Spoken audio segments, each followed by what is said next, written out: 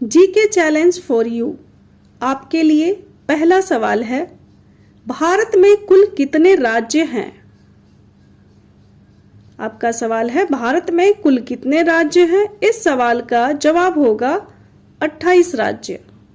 भारत में अभी कुल 28 राज्य हैं।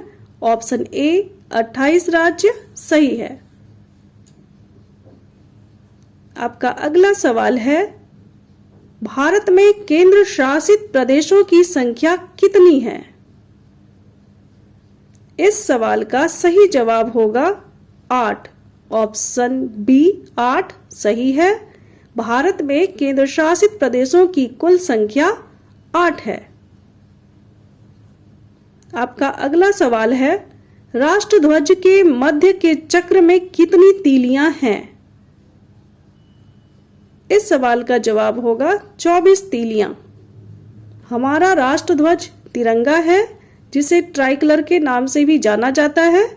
हमारे राष्ट्रध्वज के मध्य में चक्र बना है, जिसमें 24 तीलियां बनी हुई हैं। आपका अगला सवाल है, हमारा राष्ट्रीय अभिवादन क्या है? इस सवाल का सही जवाब होगा नमस्कार।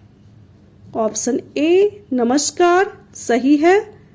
हमारा राष्ट्रीय अभिवादन नमस्कार है। आपका अगला सवाल है, हमारी देशभक्ति का नारा क्या है? इस सवाल का सही जवाब होगा सत्यमेव जयते। ऑप्शन सी सत्यमेव जयते सही है। हमारी देशभक्ति का नारा या हमारा राष्ट्रवाक्य सत्यमेव जयते है और यह एक संस्कृत का वाक्य है। हमारा अगला सवाल है, राष्ट्रगान के गायन की समय अवधि कितनी होती है? इस सवाल का जवाब होगा 52 सेकंड। ऑप्शन सी 52 सेकंड सही है। हमारा राष्ट्रगान जन गण मन है और राष्ट्रगान के गायन की समय अवधि 52 सेकंड होती है। आपका अगला सवाल है, भारत में राष्ट्रीय अवकाश किन किन तिथियों को होता है? इसके ऑप्शंस हैं ए 26 जनवरी, बी 15 अगस्त, सी 2 अक्टूबर, डी इनमें से सभी। इस सवाल का जवाब होगा इनमें से सभी। ऑप्शन डी सही है। भारत में राष्ट्रीय अवकाश 3 तिथियों को होता है। पहला 26 जनवरी, जिसे गणतंत्र दिवस के नाम से हम जानते हैं। दूसरा 15 अगस्त, जिसे हम स्वतंत्रता दिवस के नाम से जानते हैं। तीसरा 2 अक्टूबर, जो गांधी जयंती के रूप में मनाई जाती है। इस प्रकार भारत में राष्ट्रीय अवकाश 3 तिथियों को होता है, 26 जनवरी, 15 अगस्त और 2 अक्टूबर। आपका अगला सवाल है, उस त्योहार का क्या नाम है जो मर्यादा पुरुषोत्तम राम के वनवास से वापस आने के उपलक्ष्य में मनाया जाता है? यहाँ ध्यान दीजिएगा, श्री राम जी को ही मर्यादा पुरुषोत्तम कहा जाता है। इस सवाल का सही जवाब होगा दीपावली। ऑप्शन ए दीपावली या दीपोत्सव सही होगा। उस त्योहार का नाम है दीपावली, जो मर्यादा पुरुषोत्तम राम के वनवास से वापस आने के उपलक्ष्य में मनाया जाता है और भगवान श्री राम को 14 वर्षों का वनवास दिया गया था। आपका अगला सवाल है, ताजमहल किस नदी के किनारे स्थित है? ताजमहल किस नदी के किनारे स्थित है, यह आपका अगला सवाल है। इस सवाल का सही जवाब होगा यमुना नदी। ऑप्शन बी यमुना नदी सही है। ताजमहल को शाहजहां ने बनवाया था और ताजमहल यमुना नदी के किनारे स्थित है। आपका अगला सवाल है, ताजमहल को किसकी याद में बनवाया गया? इस सवाल का सही जवाब होगा मुमताज महल। ऑप्शन डी मुमताज महल सही है।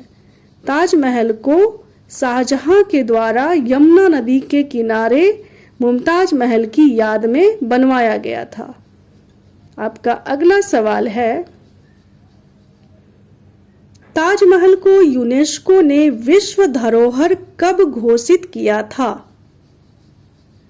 इस सवाल का सही जवाब होगा 1983 ईस्वी। ऑप्शन ए 1983 ईस्वी सही है। ताजमहल को यूनेस्को द्वारा 1983 ईस्वी में विश्व धरोहर या वर्ल्ड हेरिटेज घोषित किया गया था।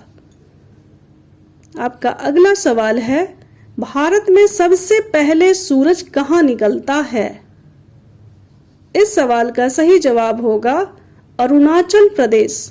ऑप्शन डी अरुणाचल प्रदेश सही है।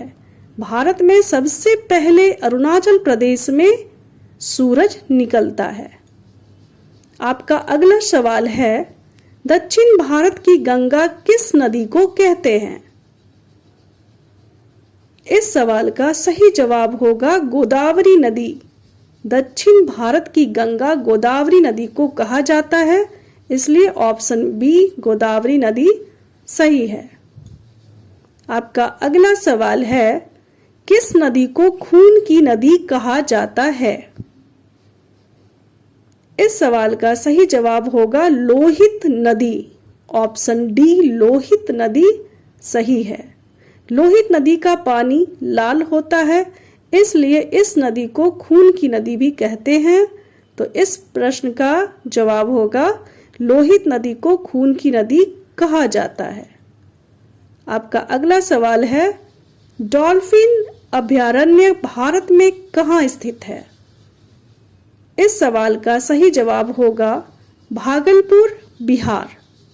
डॉल्फिन अभयारण्य भारत में बिहार प्रांत के भागलपुर शहर में स्थित है, इसलिए ऑप्शन ए भागलपुर सही है। डॉल्फिन अभयारण्य भागलपुर में स्थित है। आपका अगला सवाल है, भारत के संविधान ने किस भाषा को राजभाषा का दर्जा प्रदान किया है? इस सवाल का सही जवाब होगा हिंदी। ऑप्शन सी हिंदी सही है। भारत के संविधान ने हिंदी भाषा को राजभाषा का दर्जा प्रदान किया है। आपका अगला सवाल है, रामचरितमानस की रचना किसने की थी? इसका सही जवाब होगा तुलसीदास। ऑप्शन ए तुलसीदास सही है। रामचरितमानस की रचना तुलसीदास जी ने की थी। अगर क्वेश्चन यह रहता कि रामायण की रचना किसने की थी, तो उसका जवाब होता महर्षि वाल्मीकि। लेकिन यहाँ पर प्रश्न क्या है, रामचरितमानस की रचना किसने की थी, इसलिए इसका जवाब होगा तुलसीदास। ऑप्शन ए सही है। तो फ्रेंड्स, आपको यह वीडियो कैसा लगा कमेंट करके जरूर बताएं। Thank you.